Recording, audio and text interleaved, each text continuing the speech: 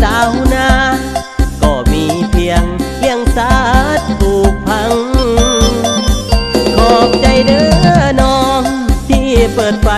ให้อ้ายเห็นทางน้องนั้นคือแสงสว่างเปิดทางให้อ้ายสู้ต่อถึงอ้ายจะเมื่อยเพียงใดไอ้ก็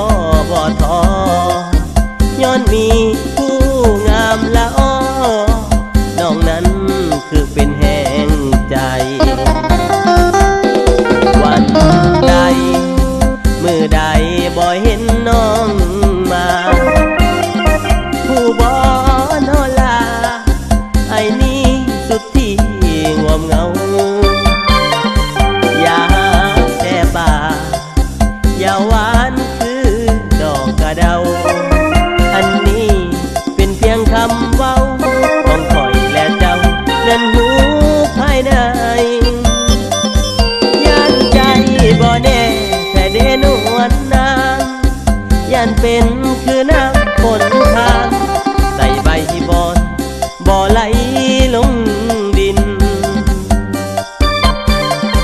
นั่นหมายความว่าหากอ้ายยันหักลินผู้บ่ไอ้นี่หักจริงอีลีผู้บ่คนงาม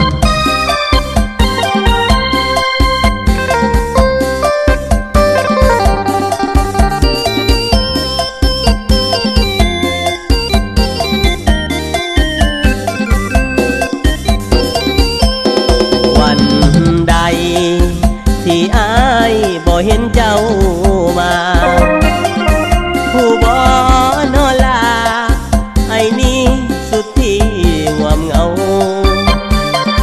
อย่าหักแต่ปากอย่าหวานคือดอกกระเดาอันนี้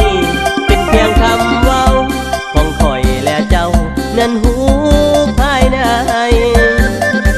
ยันใจบ่แน่แต่เดนวลนางยันเป็นคือน้ำฝนทางใส่ใบบอนบ่ไหลลงดินนั่นหมายความว่าหากอ้ายยันหัก